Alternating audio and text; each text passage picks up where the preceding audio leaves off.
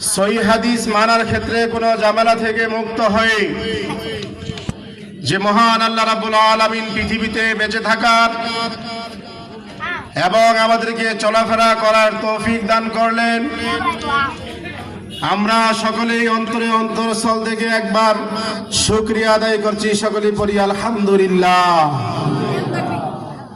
দরুদ ও সালাম বর্ষিত হোক বিশ্ব মানবতার মুক্তির সাইয়্যিদুল মুরসালিন খাতামুন নবিয়্যিন রাহমাতুল লিল আলামিন জনাবে মুহাম্মদুর রাসূলুল্লাহ সাল্লাল্লাহু আলাইহি ওয়াসাল্লামের উপর আল্লাহুম্মা সাল্লি আলা মুহাম্মদ ওয়া আলা আলি মুহাম্মদ কামা সাল্লাইতা আলা ইব্রাহিম ওয়া আলা আলি ইব্রাহিম ইন্নাকা হামিদুম মাজিদ।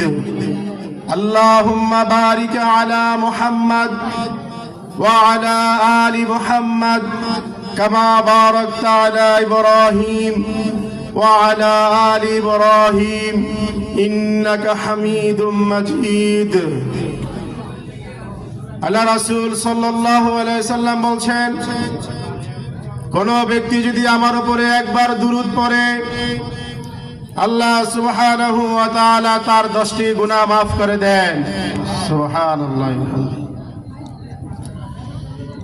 আমাদের রাসূল হযরত মুহাম্মদ সাল্লাল্লাহু আলাইহি ওয়াসাল্লাম তিনি আরো বলেন, কোন ব্যক্তি যদি আমার রাসূলের উপরে একবার দুরূদ পড়ে তাকে আল্লাহ রাব্বুল আলামিন 10টি সওয়াব দান করেন। আল্লাহু ওয়া বিহামদিহি। আল্লাহ রাসূল হযরত মুহাম্মদ সাল্লাল্লাহু আলাইহি ওয়াসাল্লাম তিনি আরো বলেন, কোন ব্যক্তি যদি আমার রাসূলের উপরে একবার দুরূদ পড়ে তার মর্যাদার স্তর 10 গুণ বাড়িয়ে দেওয়া হয়। সুবহানাল্লাহি ওয়া বিহামদিহি। সেই দুরূদ এখন পড়া হয়েছে, আপনি মুখ বন্ধ করে বই রয়েছেন কেমনে? আমরা দুরূদ পড়ব সব সময়, যখনই সুযোগ থাকবে। যে মর্যাদা পাওয়ার জন্য আমরা কত চেষ্টা নাই করি। সম্মানিত উপস্থিতি, আজকে আরাগ আনন্দপুর কেন্দ্রীয় জামে মসজিদের মাহফিল। জামে মসজিদ হচ্ছে আল্লাহর ঘর। আজকে যারা আমরা এখানে উপস্থিত হব তারা আল্লাহর ঘরের মেহমান।